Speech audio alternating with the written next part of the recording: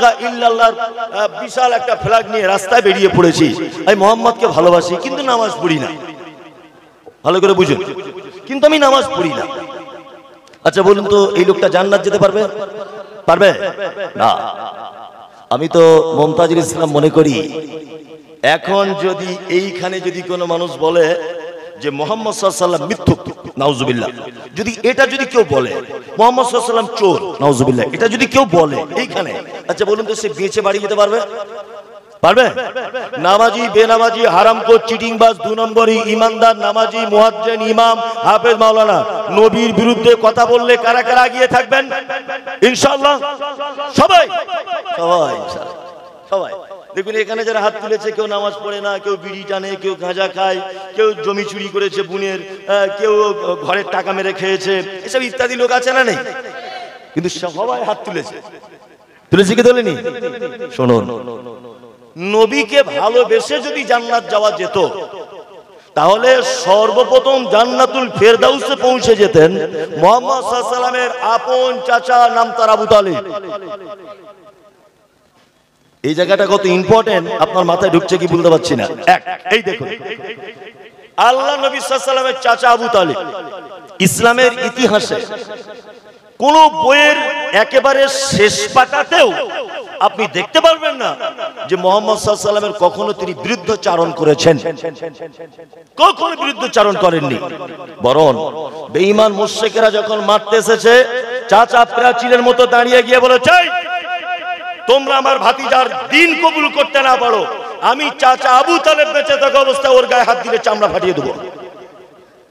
Automatic প্রাচীরের মতো guard করেছেন, আমার ভাতিজা মুহাম্মদ সাল্লাল্লাহু আলাইহি ওয়াসাল্লামকে মারতে পারবে না। চাচা অসুস্থ, অসুস্থ, চলে যাচ্ছেন পৃথিবী ছেড়ে, চলে যাচ্ছেন। আল্লাহ নবী সাল্লাল্লাহু আলাইহি ওয়াসাল্লাম গিয়ে বলছেন, চাচা একবার তুমি শুধু কলেমাটা বলে দাও, একবার। চাচা ভাতিজা কথা চলছে, এই সময় বেঈমানদের বিভিন্ন লোক চলে এলো, এসে বলছে, আবু তালিব সারা জীবন তুমি 360টা দেবদেবীর পূজা অর্চনা করলে, আর মরে যাওয়ার সময় ভাতিজার দিন কবুল করবে? এ কেমন কথা? কথোপকথন হতে হতে এক সময় চাচার টাইম শেষ।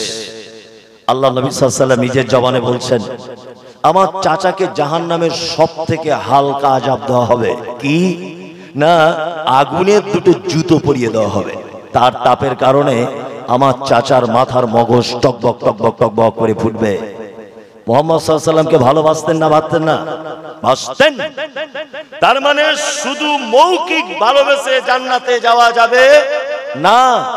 মুহাম্মদ সাল্লাল্লাহু আলাইহি ওয়াসাল্লামের আনিত দিন যতক্ষণ একটা মানুষ পরিপূর্ণভাবে মান্যতা দিতে না পেরেছে ততক্ষণ পর্যন্ত ওই লোকের নসিবে জান্নাত নেই। অসম্ভব ব্যাপার, অসম্ভব ব্যাপার। বর্তমান বাজারে ফকটিয়া ভালোবাসা দেখতে পাওয়া যায়, যায় না? বিশাল ফকটিয়া ভালোবাসা, সারা বছর খোঁজ নেই, রবিউল আউয়াল আসলে দেখো ধুমধাম করে বেরিয়ে গেল নবী প্রেম। সারা বছর মদ খায়, গাঁজা খায়, চুল্লু খায়, হিরোইন খায়, হারাম খায়, বারোমুন্ডা প্যান্ট পরে ঘোরে, জীবনে ঈদগায় যায় না, মাদ্রাসায় যায় না, মসজিদে যায় না, কোথাও যায় না। অথচ ওই লোকটা আমাকে ফোন করে গাল দিচ্ছে, তোর মা যেদিন জন্ম দিয়েছিল তোর আব্বা বাড়ি ছিল না, আমাকে গাল দিচ্ছে। ভাই তুমি কি করো? না আমি বারমুন্ডা প্যান্ট করে দিনে 4 প্যাকেট করে সিগারেট খাই। তুমি বদমাশ, মুমতাজুল ইসলাম নবীর দুশমন। আমি দুশমন তুমি বুঝলে কি করে? বলছি তুমি বলেছো 12 রবিউল আউয়াল বেদাত, এই জন্য বুঝেছি তুমি বদমাশ মৌলভী সাহেব। মানে কি? মৌখিক ভালোবাসা। আচ্ছা এই ভালোবাসা দিয়ে জান্নাত যাওয়া যাবে? যাবে? যদি যেত তাহলে নবীর চাচা কোথায় থাকতো? ফেরদাউসে বসে থাকতো। তার মানে মুহাম্মদ সাল্লাল্লাহু আলাইহি ওয়াসাল্লামের আনিত দিন ছাড়া কোন মানুষ জান্নাত যেতে পারবে না। আমরা কতটা ভালোবাসি, আমরা নবীকে কতটা ভালোবাসি। এই দেখুন আপনাকে আজকে কয়েকটা চমৎকার আমি ঘটনা শোনাচ্ছি, খুব মন দিয়ে শুনুন। ইসলামের প্রথম যে জিহাদ হয়েছিল, জিহাদ যুদ্ধ, তার নাম কি কারো জানা আছে? বদর। ইয়েস, বদর। এটা হয়েছিল 2 হিজরিতে। খুব মনোযোগ দিয়ে শুনবেন। মুসলিম সৈন্য ছিল 313 জন, আর বেঈমানরা ছিল 1000। আপনারা তো ভালো জানেন, তাহলে বলার দরকার নেই এটা। না বলা দরকার আছে। মুসলিমরা যুদ্ধের ময়দানে এক জায়গায় ঘাঁটি গেড়েছে। আমি সেই বদরটা ডাইরেক্ট এক সপ্তাহ আগে দেখে এসেছি আলহামদুলিল্লাহ। আল্লাহ রসুল যে জায়গাটায় ঘাঁটি গেড়েছিলেন সূর্যের আলোর বিপরীত দিকে, আর যে পাহাড়ের সাইডে তিনি তাবু গেড়েছিলেন ওই পাহাড়টার নাম হচ্ছে রুমা পাহাড়। কি বললাম বুঝলেন? রুমা পাহাড়। রুমা পাহাড়ের দিকে আল্লাহ রসুল তাবু গেড়েছিলেন। যাই হোক, যুদ্ধ প্রথমে মল্লযুদ্ধ হয়। মল্লযুদ্ধ কাকে বলে? প্রতিটা যুদ্ধের ক্ষেত্রে এটা নিয়ম, মল্লযুদ্ধ। মল্লযুদ্ধ মানে ওই দলের দুজন এই দলের দুজন মাঝখানে হবে, দুজনে হার জিত হলো, তারপরে আবার 4 জন করে হলো, তারপরে 6 জন করে হলো, এইভাবে আম যুদ্ধ শুরু হয়ে যাচ্ছে। আব্দুর রহমান ইবনে আউফ রাদিয়াল্লাহু তাআলা আনহু তিনি বলছেন, বদরের যুদ্ধ যখন চরম পর্যায়ে পৌঁছে গেছে তখন দুটি বাচ্চা ছেলেকে দেখতে পেলাম, অল্প বয়সের ছেলে। দুটি বাচ্চা ছেলে, তার দৃষ্টিভঙ্গি দেখে আমার নিজেরই ভয় করছে যে তারা আমার দিকে হামলা করবে কিনা। আব্দুর রহমান ইবনে আউফ বলছেন, আব্দুর রহমান ইবনে আউফ বলছেন দুজনের হাতে রয়েছে যুদ্ধের জন্য যে সামগ্রীগুলো প্রয়োজন সেগুলো তাদের আছে। তাদের চোখ মুখ দেখে বুঝতে পারছি যে এরা মনে হচ্ছে কাউকে খুঁজছে, কাউকে খুঁজছে। তার মধ্যে এটা ভাবতে ভাবতে একটা ছেলে এসেছে, তার নাম মুআজ ইবনে আমর আর একটা মুআজ ইবনে আফরা। তারা দুটো ছেলে, একটা আমরের বেটা আর একটা আফরার বেটা। তাই এসেছে, এসে বলছেন, চাচা আবু জেহেলকে চেনো?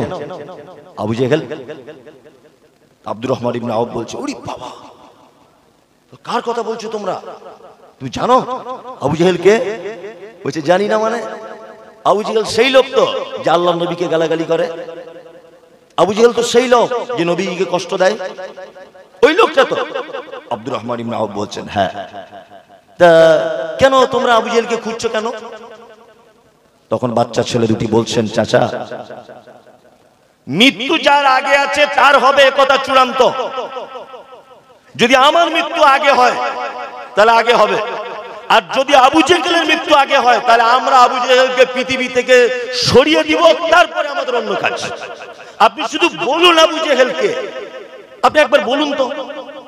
আব্দুর রহমান ইবনে আউফ বলছেন, দূর থেকে আমি লক্ষ্য করছি যে আবু জেহেল ঘোড়ার পিঠে চড়ে আছে অসংখ্য মানুষের ভিতরে। আমি বলে দিলাম, ওই দেখো। আব্দুর রহমান ইবনে আউফ বলছেন, ওই দেখো নবীর দুশমন বেঈমান আবু জেহেল। আব্দুর রহমান ইবনে আউফ বলছেন, যখন এই কথাটা বললাম তখন দুটি বাচ্চা ছেলে, একজন তীরন্দাজ যেমন তীর চালানোর জন্য তার নিশানি করে, তাদের দৃষ্টি শক্তিটা এমন ভঙ্গিতে আবু জেহেলের দিকে তাকিয়ে আছে যে এলেই আজকে ওকে শেষ করে দিবে, এরকম একটা অবস্থা। আবু জেহেল আসছে, উন্মুক্ত তলোয়ার নিয়ে দাঁড়িয়ে আছেন বাচ্চা ছেলে। আবু জেহেল পাত্তা দিচ্ছেন না, এ বাচ্চা কাচ্চারা কি করবে? মুআজ বলে একটা ছেলে বলছেন যে আমি এত দ্রুত গতিতে আবু জেহেলের পায়ে আঘাত করলাম, হাদিসে যে শব্দ এসেছে বলছে বাদাম যেমন ছাড়িয়ে দিলে ভিতরের মাল বার হয়ে যায়। বাচ্চারা বলছেন, আমি আবু জেহেলের পায়ে যখন হাঁটুতে আঘাত করলাম তার পা থেকে হাঁটুটা খুলে পড়ে গেল এই দিকটা, এত জোরে আঘাত করেছি। বেঈমান, তুমি নবীকে গালাগালি করবে? তুমি নবীকে গালাগালি করবে? আবু জেহেলের পায়ে যখন আঘাত করেছে ওইদিকে আবু জেহেলের বেটা ও এসে আমাকে এত জোরে আঘাত করেছে যে আমার বাম হাতটা ঝুলে আছে চামড়াতে, পড়ছে না, কেটে পড়ে যাচ্ছে না। তখন আমি কি করলাম? আমি তখন আমার হাতের উপরে পাটাকে রাখলাম, পায়ের উপর হাতের উপরে পা দিলাম, এরকম ভাবে দিয়ে এইরকম ভাবে খেঁচ মেরে আমার হাত থেকে ছাড়িয়ে ফেলে দিলাম, কারণ আমার যুদ্ধে তলোয়ার চালাতে অসুবিধা হচ্ছিল। তাই বাচ্চা ছেলে তারপরে দুইজনে এসে এমন করে আঘাত করেছে যে আবু জেহেল ওইখানেই শেষ, আর বাড়ি ফিরতে পারল না। আল্লাহ রাসূল সাল্লাল্লাহু আলাইহি ওয়াসাল্লাম বলেছেন, বদরের যুদ্ধে অংশগ্রহণকারী সমস্ত সাহাবীদেরকে ক্ষমা করে দেওয়া হয়েছে। যারা মারা গেছে, শহীদ হয়েছেন, তারা তো জান্নাতে যাবেন।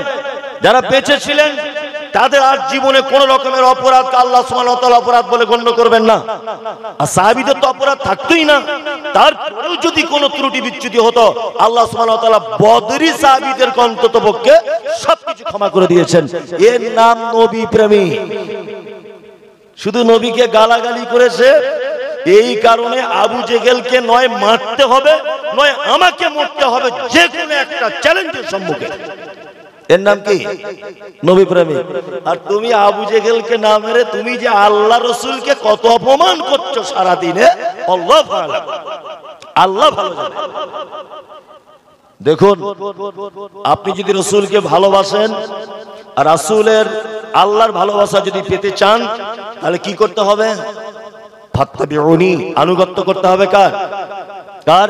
মুহাম্মদ সাল্লাল্লাহু আলাইহি ওয়াসাল্লামের। আমরা আনুগত্য করি তো? করি করি। আমি বলছি যে এইটা আল্লাহ রসুল বলেছেন, আর ও বারবার বলছেন এটা অমুক ইমাম বলেছেন। বারবার আমি বারবার বলছি এটা হাদিসে আছে, ও বলছে বারবার বলছে এটা আমাদের বড় হুজুর বলেছে। ভালো করে বুঝবেন, আমি বলছি এটা হাদিসে নেই, বলছে না এটা আমাদের পীর সাহেবের কিতাবে লেখা আছে।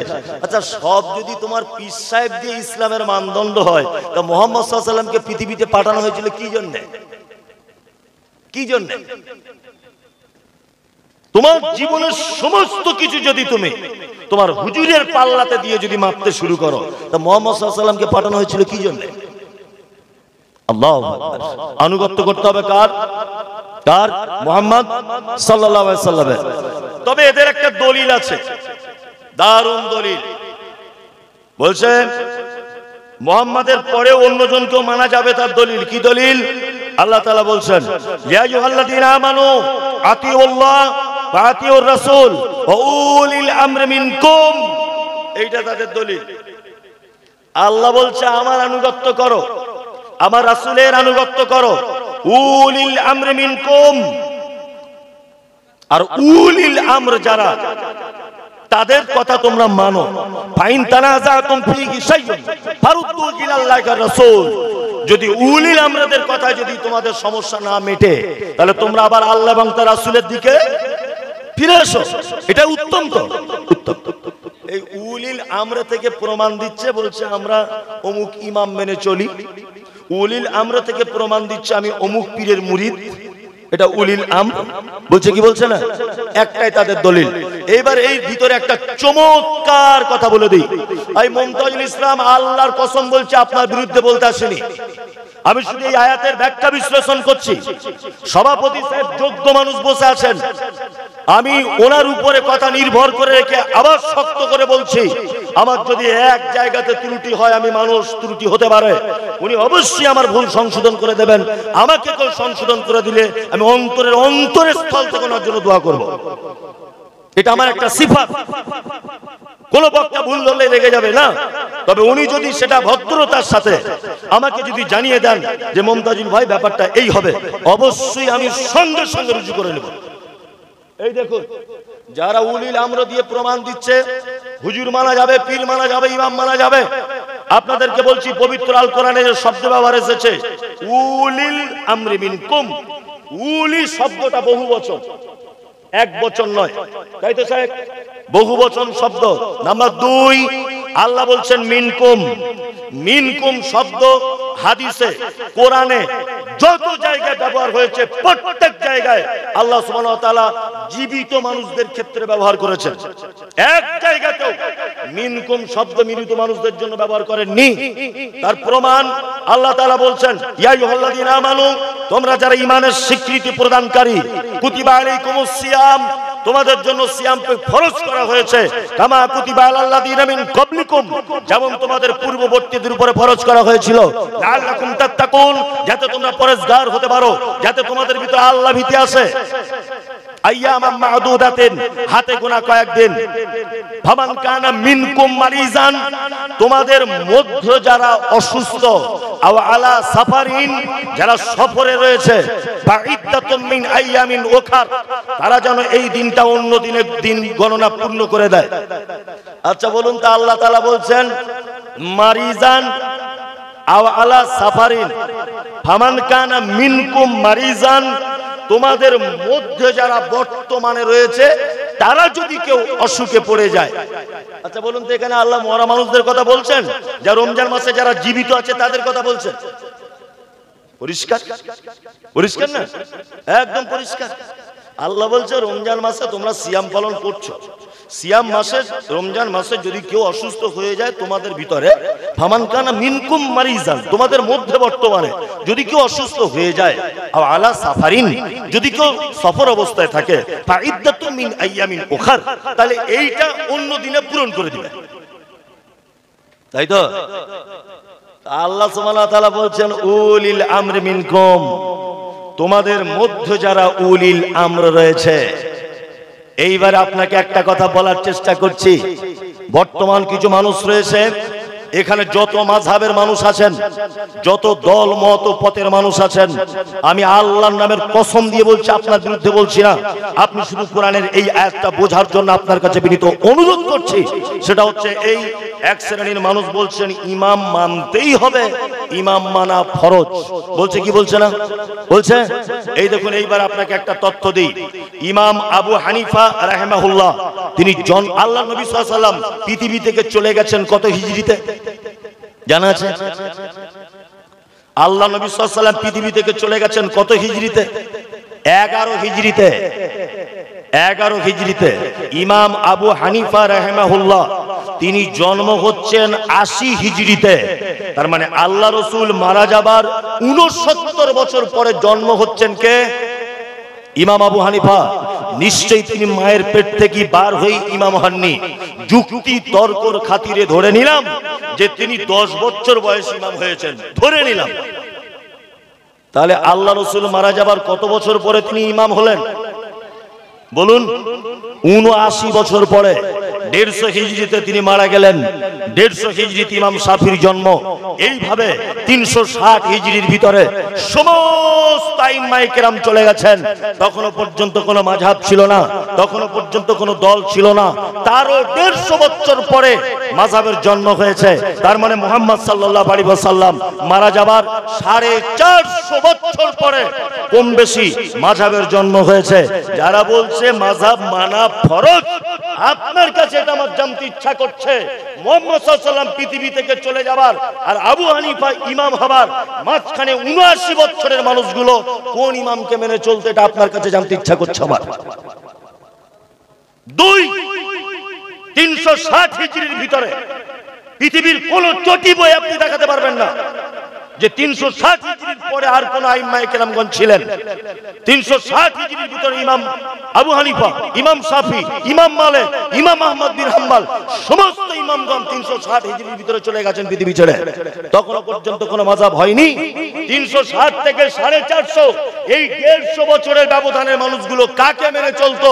তারা কি তাহলে জান্নাত যেতে পারবে না? পারবে না? ওই জন্য আমরা কথা বলি যে আমরা নির্দিষ্ট কাউকে মেনে চলতে পারবো না। অবশ্যই ইমাম শাফি রাহিমাহুল্লাহর কথা মুহাম্মদ সাল্লাল্লাহু আলাইহি ওয়াসাল্লামের কথার সঙ্গে যদি মিলে যায়, ইমাম আবু হানিফার কথা মুহাম্মদ সাল্লাল্লাহু আলাইহি ওয়াসাল্লামের কথার সঙ্গে যদি মিলে যায়, ইমাম মালিকের কথা মুহাম্মদ সাল্লাল্লাহু আলাইহি ওয়াসাল্লামের কথার সঙ্গে যদি মিলে যায়, ইমাম আহমদ বিন হাম্বলের কথা যদি মুহাম্মদ সাল্লাল্লাহু আলাইহি ওয়াসাল্লামের কথার সঙ্গে মিলে যায়, আরে আমি মুমতাজুল ইসলাম দূরের কথা, শাইখুল হাদিস দূরের কথা, একজন মুসলিম হিসেবে সে মানতে বাধ্য যদি মুহাম্মদ সাল্লাল্লাহু আলাইহি ওয়াসাল্লামের কথার সঙ্গে মিলে যায়।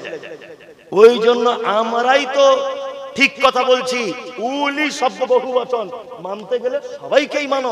তুমি একজনকে ধরে বসে আছো কেন? তুমি একজনকে কেন ধরে বসে আছো? খুব সাবধান। বারবার আমরা বলছি, একাধিকবার বলছি যে এটা আল্লাহ নবী সাল্লাল্লাহু আলাইহি ওয়াসাল্লাম বলেছেন, আর ও বারবার বলছে এটা মুহাম্মদ সাল্লাল্লাহু আলাইহি ওয়াসাল্লাম বলেছেন, ওটা অমুক হুজুর বলেছেন। এই কেমন ধরনের কথা? আস্তাগফিরুল্লাহ। আল্লাহ সুবহানাহু ওয়া তাআলা বলছেন ওমা আতাকুমুর রাসূল ফাখুযুহু ওমা নাহাকুম আনহু ফান্তাহু। আমার নবী যেটা দেয় সেটা গ্রহণ করো, আমার নবী যেটা নিষেধ করে তোমরা তার থেকে কি দূরে সরে এসো। আমরা তো এই দুটো কথাই শুধুমাত্র বলি যে আল্লাহর নবী এটা বলেছে, তুমি এটা আজ থেকে করো। আল্লাহর নবী এটা বলেনি, তুমি এটা করতে যেও না। এ আবার মাঝখান থেকে কাউকে ঢুকিয়ে দিয়ে বলেছে এটা আমার অমুক সাহেব বলেছে। আশ্চর্য ব্যাপার। আসল ব্যাপার নয়, আসল ব্যাপার। আনুগত্য করতে হবে কার? মুহাম্মদ সাল্লাল্লাহু আলাইহি ওয়াসাল্লামের। আল্লাহ নবী সাল্লাল্লাহু আলাইহি ওয়াসাল্লামের আনুগত্য না করলে পৃথিবীতে বিপদ অনিবার্য। আসবে কি আসবে না? আসবে। এই দেখুন, আপনাদেরকে একটা যুক্তি তর্ক দিয়ে কথা বলি। এক কথাটা অনেক জায়গায় বলেছি, আজকে মুসলিমদের উপরে এত অত্যাচার, অনাচার, অবিচার কেন জানেন তো? তার একটি মাত্র কারণ। এর জন্য দায়ীকে আপনারা নিজেরা বিচার করবেন কারা দায়ী। এক, আপনাদের এই রোড দিয়ে একটা সাইকেল যাচ্ছিল, একটা মোটর সাইকেলের সাথে সাইকেলটা অ্যাক্সিডেন্ট হয়েছে। আচ্ছা বলুন তো, সব লোক দোষ দেবে কোন গাড়িওয়ালার? মোটর সাইকেলওয়ালা। কেন বলুন তো? দামি গাড়ি, স্পিডে যায়, দাম বেশি। দোষ অথচ সাইকেলওয়ালার, কিন্তু দেবে সবাই মোটর সাইকেলওয়ালার, তাই না? এবার একটা মোটর সাইকেল যাচ্ছিল, ট্রাকের সাথে অ্যাক্সিডেন্ট হয়েছে, বলুন দোষ কার দিবে? ট্রাক্টরের। যে তুই রাস্তা জুড়ে যাচ্ছিলিস, একটা মোটর সাইকেল সাইড দিতে পারলি না, অথচ দোষ মোটর সাইকেলওয়ালা। কি বললাম বুঝলেন না? দুই, এখন ওই ট্রাক্টরটা এদিকে যেতে যেতে হাজারদুয়ারি এক্সপ্রেসের সাথে রেল গেটে অ্যাক্সিডেন্ট করেছে, বলুন এবার কোন গাড়িওয়ালার দোষ? কেন এতক্ষণ আপনি যার গাড়ি বড় তার দোষ দিচ্ছিলেন, এখন দোষ কার? ট্রেনের দোষ কার? ট্রাক্টরের দোষ। হাজারদুয়ারি এক্সপ্রেসের ড্রাইভার দরজা খুলে বলবে, এই বেটা বেয়াদব, আমি আমার রাস্তাতে চলছি, তুই কেন আমার রাস্তায় ঢুকলি বল? কি বললাম বুঝতে পারলেন না? তার মানে বুঝতে পারা যায় যে রাস্তা ভুল করলে বিপদ হবে। আমি মমতাজুল ইসলাম বাড়িতে একটা কুকুর পোষেছি, প্রতিদিন তাকে বিরিয়ানি খাওয়াই, প্রতিদিন তাকে গোশত খাওয়াই। আমার কুকুর একদিন ভুল করে আপনার দরজা ঢুকেছে, বলুন তো বিরিয়ানি দিবেন না ঝাঁটার বাড়ি চালাবেন? ঝাঁটার বাড়ি চালাবেন। তুই ওর কুকুর আমার বাড়িতে এলি কেন? আজকে সারা ভারতবর্ষ নয়, সারা পৃথিবীতে মুসলিমদের উপরে যত বিপদ, এই বিপদের একটি মাত্র কারণ যে মুহাম্মদ সাল্লাল্লাহু আলাইহি ওয়াসাল্লামের রাস্তা বাদ দিয়ে আমরা অন্য রাস্তায় গাড়ি ব্যাক করে দিয়েছি জান্নাতে যাওয়ার জন্য। এই জন্য আমাদের উপরে যত বিপদ। বুঝতে পারছেন তো কারা ব্যাক করেছে? দারাকেলমান ইশারায় কাফিয়াস, আপনি বুঝে নেন। আমরা বারবার বলছি এই কাজ মুহাম্মদ সাল্লাল্লাহু আলাইহি ওয়াসাল্লাম বলেছেন, ও বারবার বলছে ওটা অমুক হুজুর বলেছে।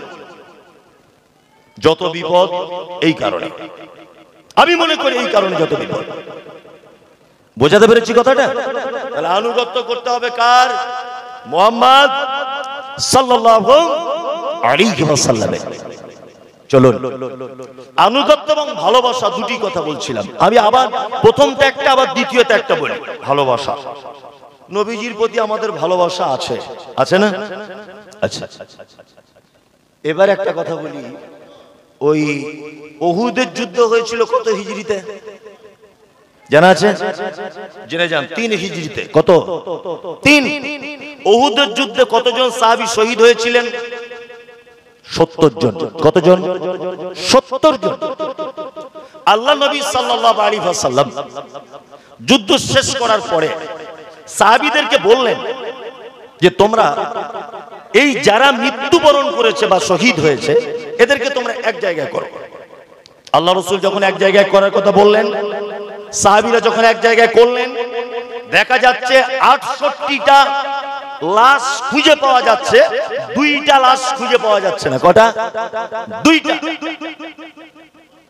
দুইজনকে, এক আল্লাহ নবী সাল্লাল্লাহু আলাইহি ওয়াসাল্লামের চাচা, তার নাম হামজা রাদিয়াল্লাহু তাআলা আনহু। 2 হানজালা রাদিয়াল্লাহু তাআলা আনহু।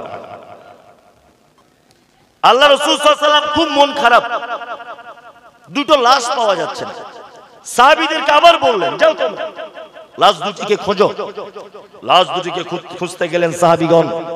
আল্লাহ রাসূল দাঁড়িয়ে আছেন, ঠিক পর্দা সহকারে একজন মহিলা, পর্দা নাসিন, এইরকম ভাবে এসে আল্লাহ রাসূলকে এসে বলছেন, আল্লাহ রাসূল আপনি আমাকে চিনতে পারছেন?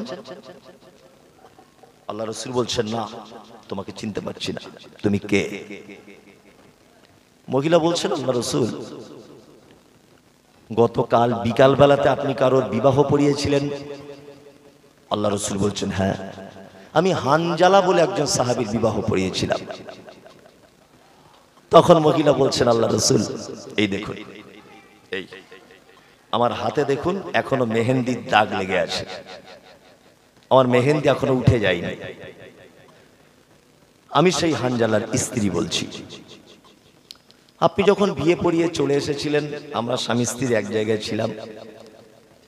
বলতে খুব লজ্জাও করছে, আল্লাহ রসুল আপনি তো বলেন জেহাদের ময়দানে যারা শহীদ হয়ে যায় তাদেরকে রক্ত মাখা অবস্থায় ওই কাপড়ে ওইভাবে তাদেরকে দাফন করা হয়। আল্লাহ রসুল বলতে খারাপ লাগছে, তবু আপনাকে বলছি আপনি আমার স্বামী হানজালাকে একটু গোসল করিয়ে দেবেন। কারণ নতুন বিবাহ অবস্থায় রাত্রে এক জায়গায় ছিলাম, আমাদের ভিতরে শারীরিক সম্পর্ক হয়েছে। গভীর রাত্রে আপনি উহুদের যুদ্ধের ডাক দিয়েছেন, আমার স্বামী শুধু আমাকে এতটুকু কথা বলে গেছে, যদি আমি ফেরত আসি তাহলে দুনিয়াতে দেখা হবে, আর যদি মারা যাই আল্লাহর জান্নাতে তোমার সাথে সাক্ষাৎ হবে। আল্লাহ রসুল যুদ্ধের দামামা বাজিয়ে দিয়েছে, 1 মিনিট আমি আর তোমার বিছানায় থাকতে পারবো না, এখনই আমাকে চলে যেতে হবে। আল্লাহ রসুল যুদ্ধে চলে এসেছিলেন, আমার স্বামী, আমি সেই হানজালার স্ত্রী। এই কথা শোনার পরে আল্লাহ রসুল বাচ্চা ছেলেদের মতো টুকরে টুকরে কেঁদে উঠলেন।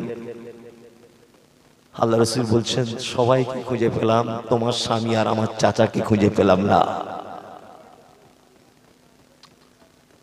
আল্লাহ রসুল লক্ষ্য করলেন দূরে সাহাবীগণ একটা লাশ নিয়ে আসছেন কাফন পরানো অবস্থায়। আল্লাহ রসুল এগিয়ে গেলেন, কে? না হানজালা। আল্লাহ রসুল দেখলেন হানজালা মাথার দিক দিয়ে পানি টপকে টপকে পড়ছে, পানি ঝরছে। সঙ্গে সঙ্গে জিবরিল আমিন এলেন, আল্লাহ রসুলকে বললেন, আল্লাহ রসুল হানজালার শহীদে আল্লাহ এত খুশি হয়েছে, এত খুশি হয়েছে, তার লাশ হারিয়েও যায়নি, চুরি হয়েও যায়নি। আল্লাহ আসমানের ফেরেশতাদেরকে দিয়ে ৩য় আসমানে তুলে নিয়ে গেছিলেন, আর জমজমের পানি দিয়ে গোসল করিয়েছেন। আর তার গায়ে যে সুঘ্রাণ পড়ছে এটা মিস্ক আম্বারের সুঘ্রাণ। আল্লাহু আকবার। মানে ৩য় আসমানে গোসল করিয়ে আল্লাহ সুবহানাহু ওয়া তাআলা পাঠিয়ে দিয়েছিলেন কার? হানজালাকে। এর নাম মুহাব্বতে রাসূল, এর নাম ভালোবাসা। এর নাম কি? ভালোবাসা। এটা মৌখিক আর আনুগত্য। আল্লাহ নবী সাল্লাল্লাহু আলাইহি সাল্লাম খয়বারের যুদ্ধের ঘটনা। খয়বারের যুদ্ধে সাহাবীগণ গাধার মাংস রান্না করছেন দেখছি বুঝুন তো, গাধার মাংস। একজন সাহাবী গিয়ে আল্লাহ রাসূলকে বলছেন, আল্লাহ রাসূল সাহাবীদেরকে দেখলাম গাধার মাংস তারা রান্না পাকাচ্ছে। আল্লাহ রাসূল বলছেন গৃহপালিত গাধার মাংস খাওয়া যাবে না। এই সাহাবীটি শোনার পরে যারা রান্না করছিলেন তাদেরকে গিয়ে বললেন, এই আল্লাহ রাসূল বলে দিয়েছেন গৃহপালিত গাধার মাংস খাওয়া যাবে না। ওই সাহাবীটি বর্ণনা করছেন, এই কথাটা বলার পরে আমি দেখছি যে সাহাবীরা মাংস তো ফেলে দিল, ডেকচিটাও ছুঁড়ে ফেলে দিল, আর খাবো না। আপনি 30 বছর বিড়ি টানছেন, 30 বছর বিড়ি টানছেন, আপনাকে বলছি বিড়িটা ছাড়ুন, বলছে এক প্যাকেটের মধ্যে আর 10টা আছে, এই 10টা খেয়ে নিয়ে আপাতত। কি বুঝতে পারছেন না? হ্যাঁ, আপনি হারাম কাজে লিপ্ত। মুহাম্মদ সাল্লাল্লাহু আলাইহি ওয়াসাল্লাম সে কাজে নিষেধ করছেন, অথচ আপনি বলছেন ছাড়বো, আর একটু টাইম দেন হুজুর। বলছে কি বলছে না? বলছে। সাহাবীদের আমল আল্লাহ রাসূল সাল্লাল্লাহু আলাইহি ওয়াসাল্লাম শুধু বলে দিয়েছেন গৃহপালিত গাধার গোশত খাওয়া যাবে না। সাহাবী গিয়ে এলান করলেন, সাথে সাথে গোশত তো দূরের কথা, ডেকচি পর্যন্ত ছুঁড়ে ফেলে দিলেন সাহাবীগণ। এর নাম আনুগত্য, এর নাম মেনে নেওয়া। আমাদের ইমাম সাহেব খুতবা দিয়ে ওর দাঁত ক্ষয় হয়ে গেল কথা বলে বলে, মানুষ পরিবর্তন হলো না। আজকে তোদের গ্রামে বক্তা কে আসছে আন্দোলবেড়িয়ায়, মুমতাজুল ইসলাম, যেতেই হবে, আজকে মিস করা যাবে না। চলে এলো আর আমার সঙ্গে বিশাল ফটো তুলে নিল এক জায়গায় দাঁড়িয়ে, বক্তব্য শুনলো, চলে গেল। কিন্তু আমি যে কথাগুলো মুহাম্মদ সাল্লাল্লাহু আলাইহি ওয়াসাল্লামের পক্ষ থেকে বললাম, একটা মানুষ মানতে রাজি নয়। আপনি এই বছরে মুমতাজুল ইসলাম কিনেছেন, আগের বছরে যদি কাবা শরীফের ইমামকেও যদি আনেন আর বক্তব্য দেওয়ান, যদি মানার সিফাত যদি আপনার ভিতরে না থাকে, এই জলসা 10 পয়সাও দাম নেই। সাহাবীদের মতো সিফাত আপনাকে গ্রহণ করতে হবে। কি বললাম বুঝলেন? চলুন, মুহাম্মদ সাল্লাল্লাহু আলাইহি ওয়াসাল্লামকে ভালো তো বাসবেন, কতটা ভালোবাসবেন, কার থেকে বেশি ভালোবাসবেন, কোন কোন জিনিসের থেকে বেশি ভালোবাসবেন? চমৎকার পবিত্র আল কোরআনের একটা আয়াত আপনাদের সামনে আমি তেলাওয়াত করছি। এক, আল্লাহ বলছেন, কুল ইন কানা আবাউকুম ওয়া আবনাউকুম ওয়া ইখওয়ানুকুম ওয়া আজওয়াজুকুম ওয়া আশীরাতুকুম ওয়া আমওয়ালুন ইকতারাফতুমুহা ওয়া তিজারাতুন তাখশাউনা কাসাদাহা ওয়া মাসাকিনু তারজাউনাহা আহাব্বা ইলাইকুম মিনাল্লাহি ওয়া রাসূলিহি ওয়া জিহাদিন ফি সাবিলিহি ফাতারাব্বাসু হাত্তা ইয়াতিয়াল্লাহু বিআমরিহি ওয়াল্লাহু লা ইয়াহদিল কওমাল ফাসিকিন। শুনুন, আমরা আল্লাহ আল্লাহ রাসূলকে ভালোবাসি না? বাসি। কতটা ভালোবাসতে হবে? এই দেখুন, আল্লাহ তাআলা সিরিয়াল পেশ করছেন। সিরিয়াল, পৃথিবীতে মানুষ হিসাবে সবথেকে ভালোবাসার জিনিস কে? কে? মা, তারপর সন্তানাদি, তারপর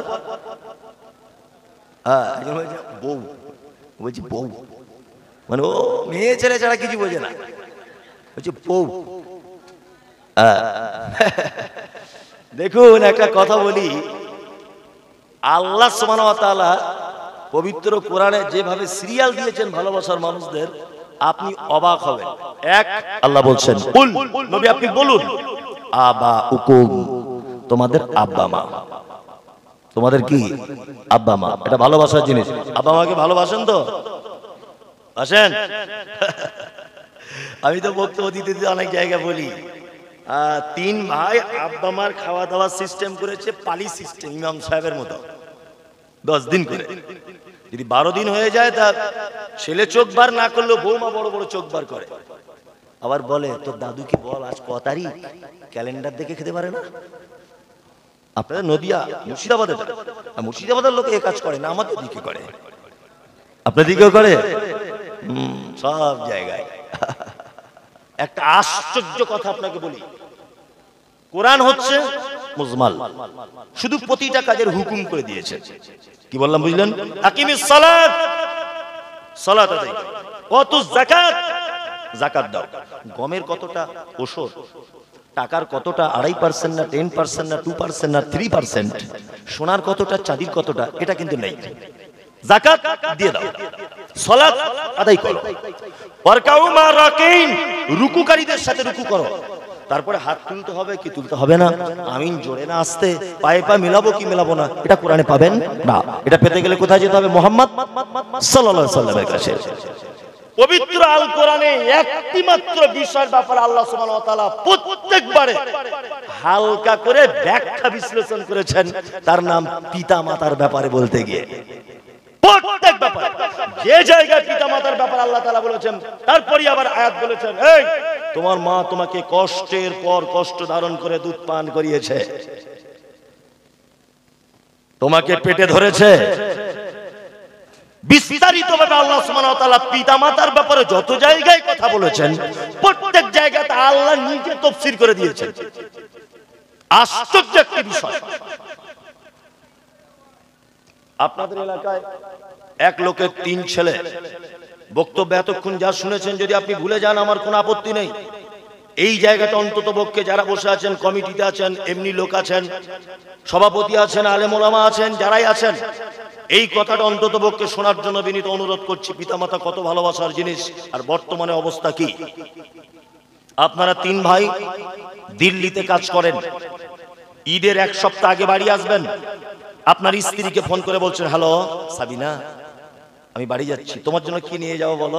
আপনার স্ত্রী খুব মিষ্টি করে হেসে দিয়ে বলছে, লাল টুকটুকে একটা আমার জন্য শাড়ি আনবে, ছেলের জন্য জিন্স প্যান্ট, মেয়ের জন্য একটা লেহেঙ্গা, না কি বলছে, লেহেঙ্গা, লেহেঙ্গা, আর মনে করে আমার ছোট বোনের জন্য 2টো চুড়িদার আনবে। 3 ভাই দিল্লিতে থাকে, ঈদের 1 সপ্তাহ আগে বাড়ি আসছে।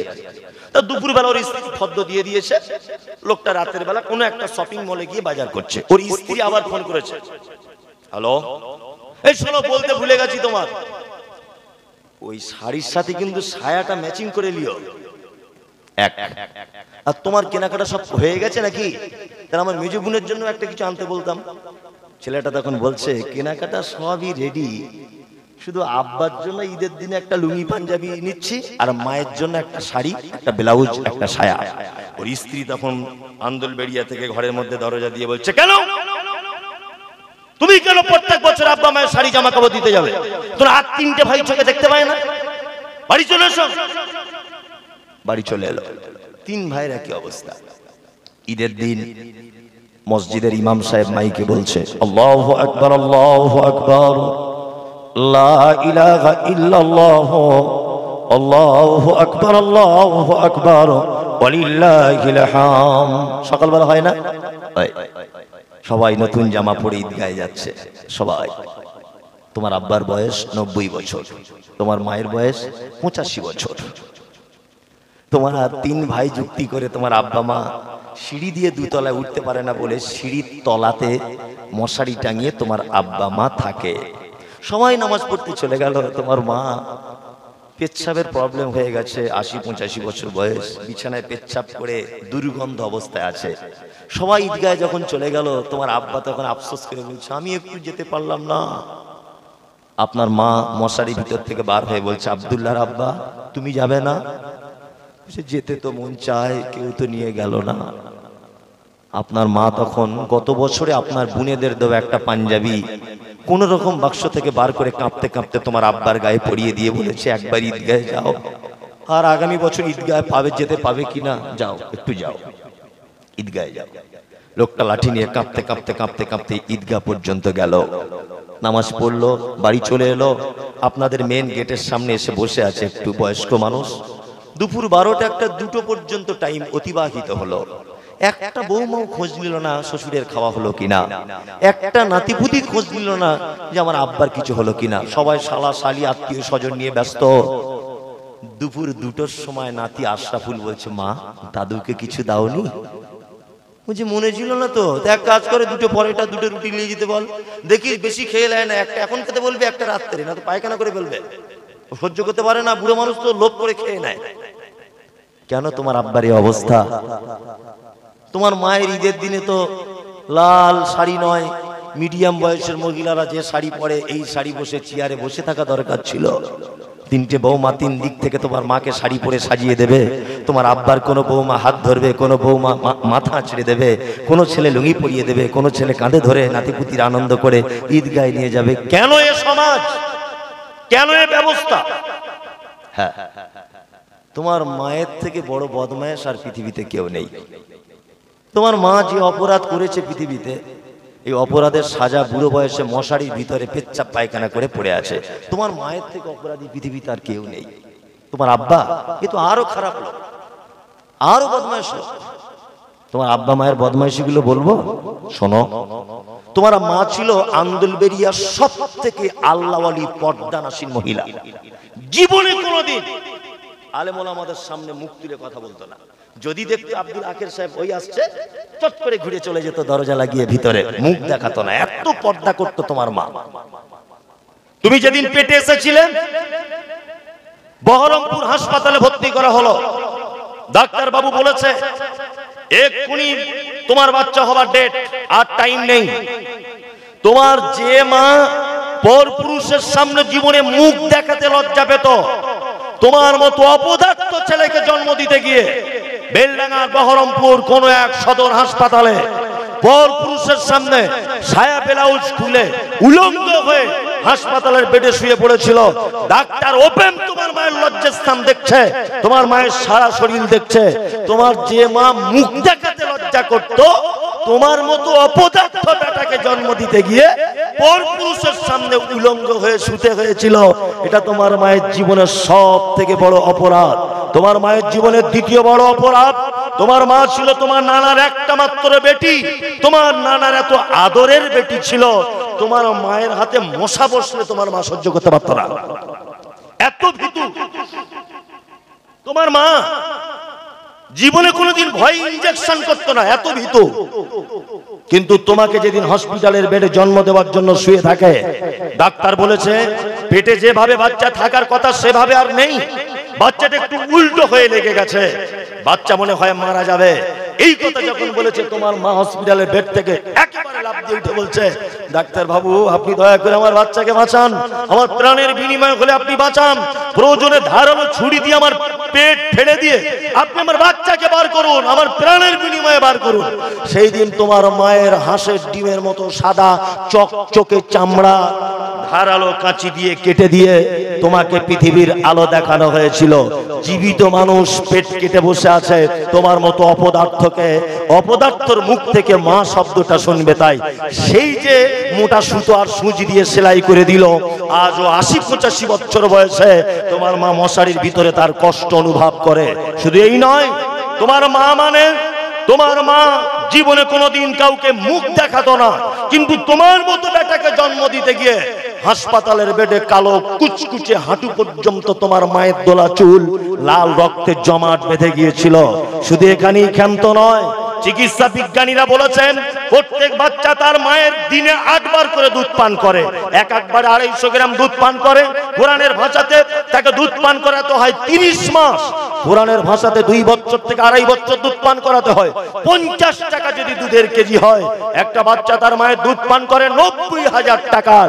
তোমার মা এত বড় খারাপ, তোমার মা এত বেহায়া, তোমার মা এত বদমায়েশ যে তোমার মতো অপদার্থকে 90,000 টাকা দুধ পান করিয়েছে। শুধু এখানে ক্ষান্ত নয়, তোমার মা তোমাকে নিয়ে নানির বাড়ি যাচ্ছিল, নানির বাড়ি যাচ্ছিল তোমার মা। যেতে যেতে ওই রেজিনগরে বাসে উঠেছে, যাবে কোথায় না তোমার মামার বাড়ি ওই ওমরপুর মুর্শিদাবাদে, ওমরপুরে। কন্ট্রাক্টর সিট পাইনি বলে কোলে বাচ্চা আছে, তোমার বয়স তখন 1.5 বছর। তুমি বাসে উঠে থেকেই তোমার মাকে বলছো, মা একটু দুধ খাবো, মা একটু দুধ খাবো। তোলতা তোলতা তোলতা তোলতা ভাষাতে বলছেন, ভাষা সবাই বুঝতে পারছে না, মা বুঝতে পারছে। ড্রাইভার বা কন্ট্রাক্টর দেখে তোমার মাকে একটা সিট দিল জানলার সাইডে।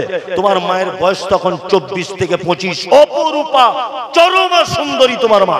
তোমার মাকে দেখে কোনজন এত সুন্দরী? বাসের অন্যান্য যুবক ছেলেরা তোমার মায়ের দিকে ফ্যাল ফ্যাল করে দেখছো, তোমার মা সুন্দরী তাই। এখন তুমিও লেগেছো 1.5 বছর বয়স, তোমার মা দুধ দাও, মা দুধ দাও। তোমার মা বারবার বিরক্ত হয়ে বলছে, কি করে দুধ দিই, কি করে দুধ দিই? তুমি কাঁদতে শুরু করেছো। তোমার মা পাড়া গ্রামের লজ্জাশীলা মহিলা, আস্তে আস্তে করে বুকের ব্লাউজটা খুলে, এই লে বেটা দুধ পান কর। একদিকে দুধের বোঁটা তোমার মুখে লাগিয়েছে, আর একদিকে আঁচল ঠিক করছে, আর একদিকে মাথায় কাপড় উঠে গেছে কিনা দেখছে, আর একদিকে পেটের কাপড় ঠিক করছে। তোমার মা যদি সেদিন বলতো ওমরপুরে যেতে টাইম লাগবে 5 ঘন্টা, বাবু আমার খুব লজ্জা করছে, তোমাকে আমি দুধ দিতে পারবো না, খুব লজ্জা করছে, তোমাকে দুধ দিতে পারবো না। এই মুমতাজুল ইসলাম বলছি, 5 ঘন্টার ভিতরে তোমার কচি কণ্ঠনালী আটকে তুমি মারা যেতে পারে। আল্লাহ সুবহানাহু ওয়া তাআলা বলছেন, ইয়াসালুনাকা মাযা ইউনফিকুন কুল মা আনফাকতুম মিন খাইরিন ফালিল ওয়ালিদাইন ওয়াল আকরাবিন ওয়াল ইয়াতামা ওয়াল মাসাকিন ওয়াবনিস সাবিল ওয়া মা তাফআলু মিন খাইরিন ফাইন্নাল্লাহা বিহি আলিম। মুহাম্মদ সাল্লাল্লাহু আলাইহি ওয়াসাল্লাম, আপনাকে জিজ্ঞাসা করা হচ্ছে পৃথিবীতে যত দান করার জায়গা, যত খরচা করার জায়গা, উত্তম খরচা করার জায়গা কোন জায়গা? আপনাকে জিজ্ঞাসা করছি, আপনি বলুন তো উত্তম দান করার জায়গা কোথায়? মসজিদ মাদ্রাসা, এটা আমরা শুনে এসেছি, কিন্তু আল্লাহ নবীকে জিজ্ঞাসা করা হচ্ছে, ইয়াসালুনাকা মাযা ইউনফিকুন, নবী আপনি বলুন আমরা কোথায় খরচা করব, কোথায় আমরা দান করব, কোথায় আমরা ব্যয় করব? মুহাম্মদ সাল্লাল্লাহু আলাইহি ওয়াসাল্লাম আবার কোরআন বলছে, কুল, নবী আপনি প্রশ্নকারীদের বলুন, মান ফাকতুম মিন খাইরিন ফালিল ওয়ালিদাইন, তোমরা যত জায়গায় খরচা করো, পিতামাতার জন্য যে টাকাটা খরচা করো, এর থেকে উত্তম খরচা করার আর কোনো জায়গা নেই। কি বললাম বুঝলেন? মা বেঁচে আছে, আব্বা বেঁচে আছে, যাওয়ার সময় আপনার মায়ের জন্য একটা ওড়না কিনে নিয়ে যান। মা তুমি নামাজ পড়ো, না এই ওড়নাটা এই আন্দোলবেড়িয়া জলসায় গিয়ে কিনে নিয়ে এসেছি, তুমি নামাজ পড়বে গায়ে দিয়ে। কি বললাম বুঝলেন? আল্লাহ সুবহানাহু ওয়া তাআলা ভালোবাসা সিরিয়াল করতে গিয়ে প্রথমে কাদেরকে রাখা হয়েছে? আবাউকুম, তোমার আব্বা মা। এখন আল্লাহর কথা অমান্য করে আমরা আগে রেখেছি কাকে? থানার বড় বাবুকে, বউকে রেখেছি। ও যা বলে তাই বলছে, আমার বউ এত ভালো, এত ভালো মরিছে, আর কি বলবো, ওর মতো মেয়ে হয় না। না কি ভালো? বলছে বিয়ে করার 3 মাসের পরে আলাদা, সংসারের ঝামেলা থেকে ঠিক আমাকে বার করে নিল। কি বললাম বুঝলেন তো? এত ভালো আর কি। বিয়ে করেছে নতুন, ছেলেটা নতুন বিয়ে করেছে, তা নতুন বিয়ে করার পরে ও স্বামী স্ত্রী, একটা মা তার ছেলেকে 20-25 বছর মানুষ করলো, কোনো অসুবিধা নেই, কোনো অসুবিধা নেই।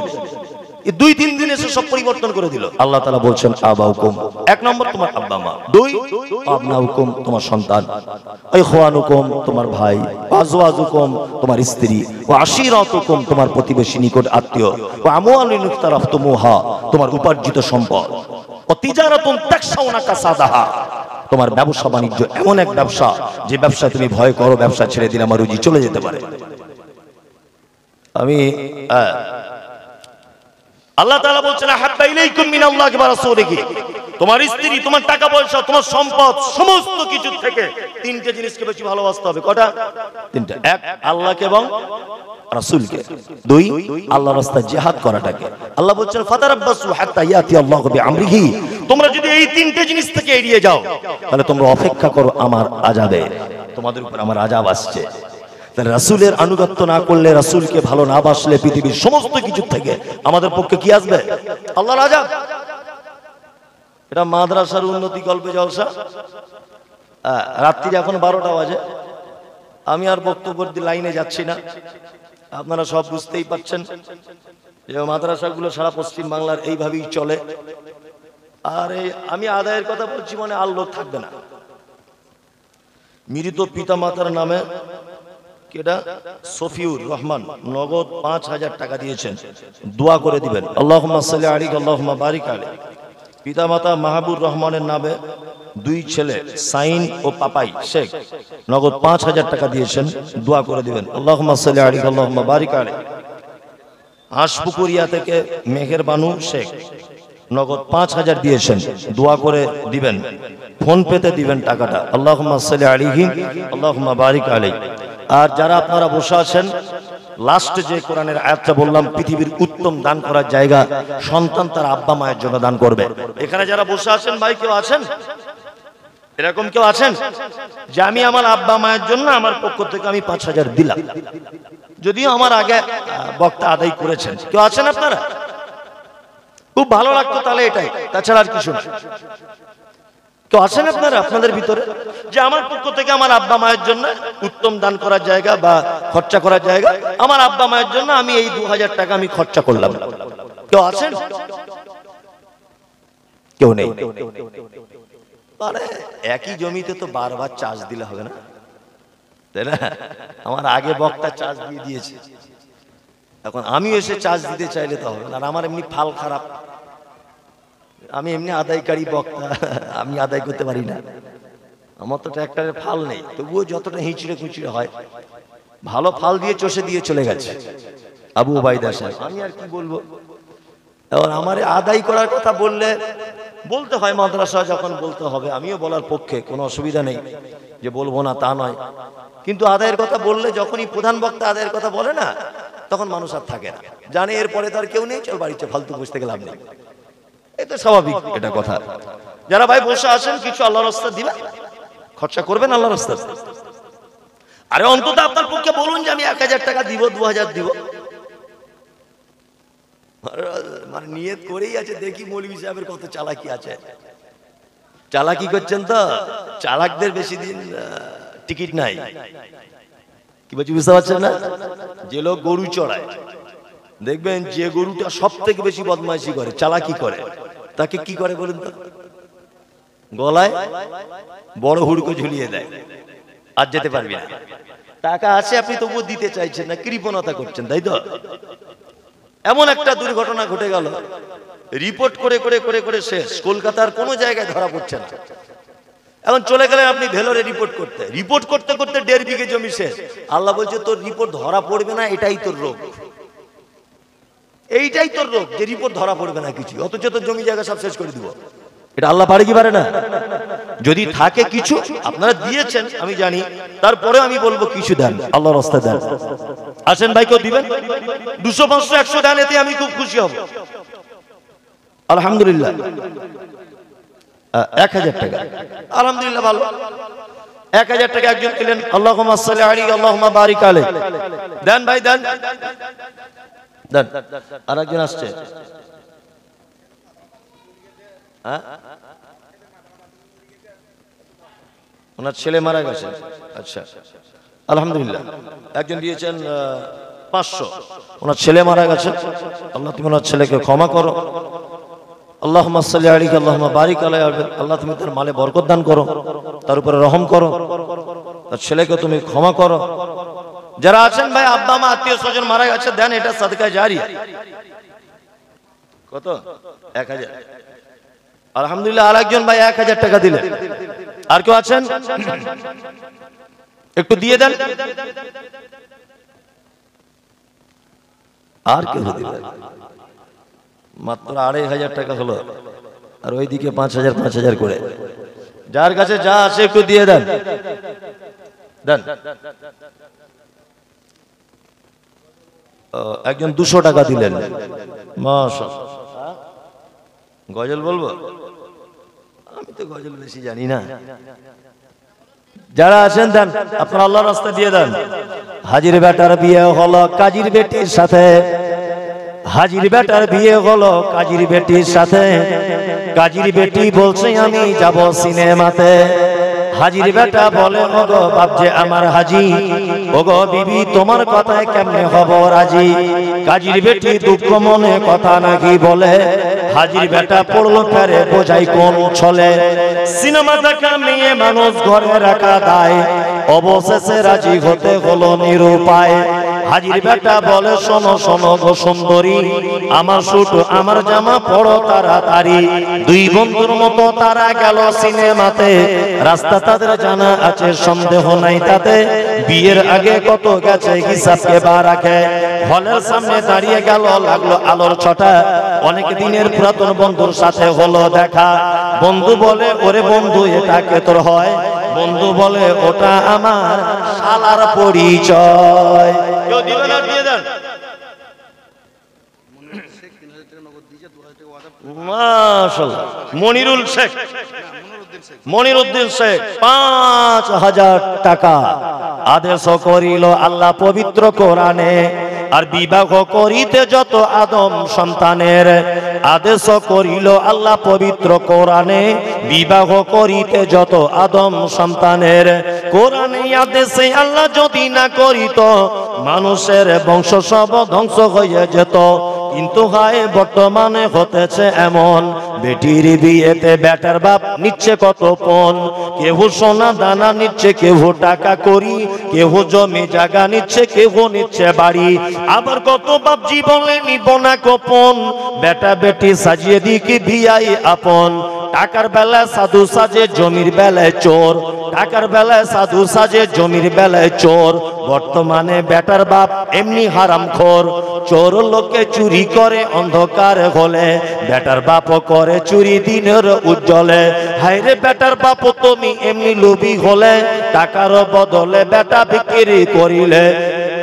বহরমপুর হাটে বেলডাঙ্গার ঘাটে শনি বিক্রি হয় পাঁঠা, পাঁঠার মতো বিক্রি করো তোমরা নিজের বেটা। হায়রে বেটার বাপ তুমি এমনি লোভী হলে, পাঁঠার মতো বেটা বিক্রি করিলে। তোর জন্য কে বাদাই জানো বেটার বাপ, শত শত বেটির বাপরা দিচ্ছে অভিশাপ। দেন, কেউ দিবেন তো দিয়ে দেন ভাই, তাড়াতাড়ি করে, তাড়াতাড়ি করে দেন। মাশাআল্লাহ। সাহাবুল সাহেব 10000 টাকা। আল্লাহুম্মা সাল্লি আলাইহি আল্লাহুম্মা বারিক আলাইহি। আর কেউ আছেন ভাই? দিয়ে দেন। সাহাবুল সাহেব দিয়েছেন 10000। আর কেউ থাকলে দিয়ে দেন, দেরি করিয়েন না। যার কাছে যা আছে দিয়ে দেন আল্লাহর রাস্তায়। ওই তো একজন আসছে, কি নাম তো? বিয়ে করেছিস? 150 টাকা। মাশাআল্লাহ। ও 150 টাকা দিয়েছে বাচ্চা ছেলে। কেউ আছে? আপনারা দিয়ে দেন, আল্লাহর রাস্তায় দেন।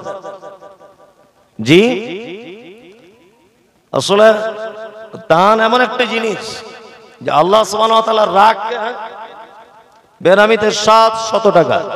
আল্লাহ সুবহানাহু ওয়া তাআলা যদি আপনার উপরে রাগান্বিত অবস্থায় থাকেন, দান আবার এমন একটি ইবাদত যে দান আল্লাহর রাগকে নষ্ট করে দেয়।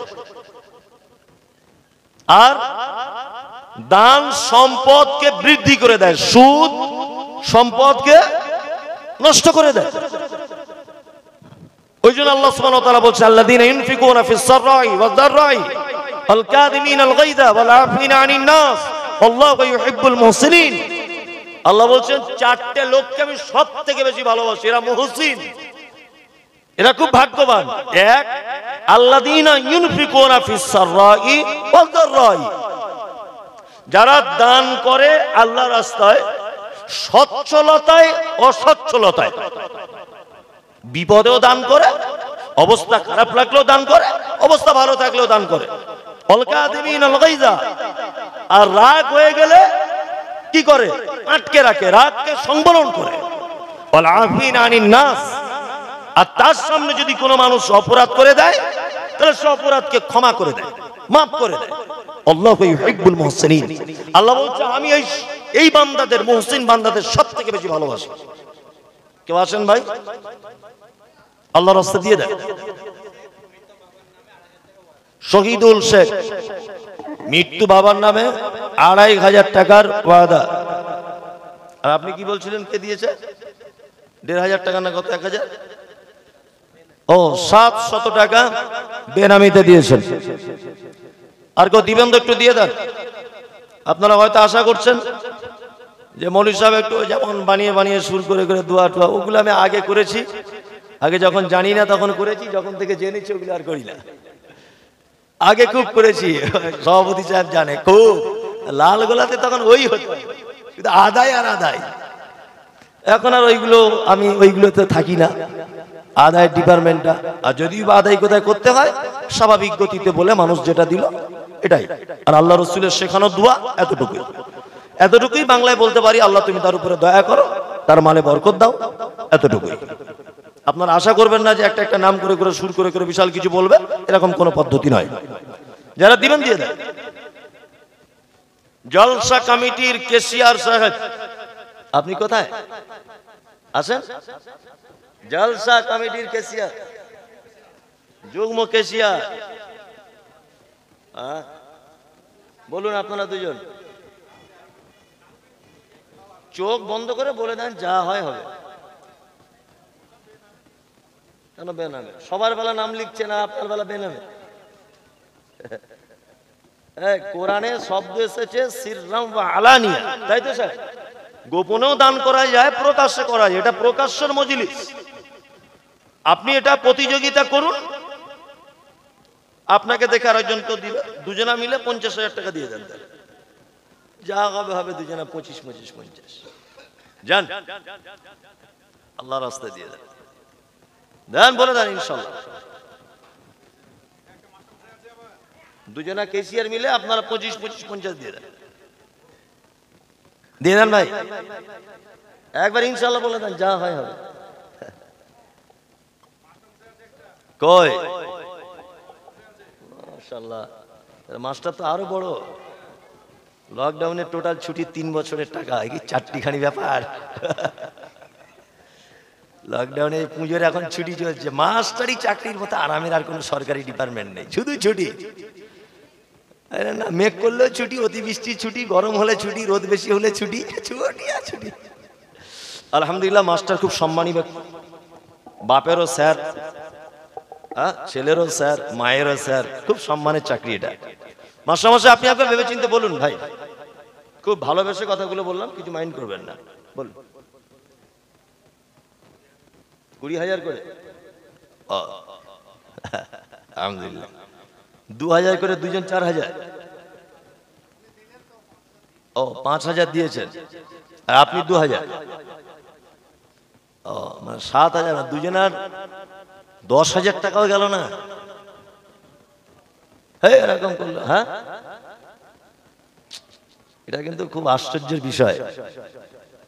মাস্টার সাহেব আপনি অন্তত আর ৫,০০০ টাকা দিয়ে দেন, যান, আল্লাহর রাস্তায় কি আছে। ৫,০০০ টাকা দিয়েছেন, সবাই যখন আবদার করছে আর ৫,০০০ টাকা দিয়ে দেন, পরে দিয়ে দেবেন, কি আছে। জি, যাই হোক, যুগ্ম কেশিয়ার দুজন ৭,০০০ টাকা দিলেন। তবে এতে আমরা জনগণ, মাদ্রাসা কর্তৃপক্ষ কেউ কিন্তু খুশি নাই। ৭,০০০, এটা কিন্তু বলে দিলাম। আপনারা দুজন ভাবুন, কিছু আর যদি বাড়ানো যায়। জি, আর কেউ আছেন ভাই?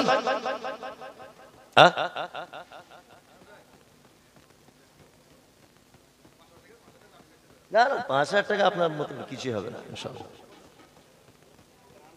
আচ্ছা ঠিক আছে, থাক থাক, যে কোনো ওনারা দুজন 7,000 টাকা ওনারা আবদার করছিলেন বলে আমি বললাম, তাছাড়া আমার কোনো কিছু নয়। যারা আপনারা দিয়েছেন আজকেই যে দিতে হবে তার কোনো মানে নেই, সারা বছর পড়ে আছে, সবসময় আপনারাই দেন, ওই জন্যই হয়েছে এগুলো। তবে আজকে মানুষকে বলা একটা খুশি বিষয়, যাচ্ছে জলসা বছরে বাৎসরিক একবার, এই জন্য খুশি করে মানুষের কাছে বলা হয়, তার নিজস্ব ব্যাপার, এটা একদমই ঠিক। আর আমরা যে কোনো মানুষকে জোরও করছি তা না, এটা জোর করার ভিতরে ধরবেন না, এটা আবদারের ভিতরে, ভালোবাসার ভিতরে ধরবেন, তাই না? হ্যাঁ, এটা ভালোবাসার ভিতরে ধরবেন।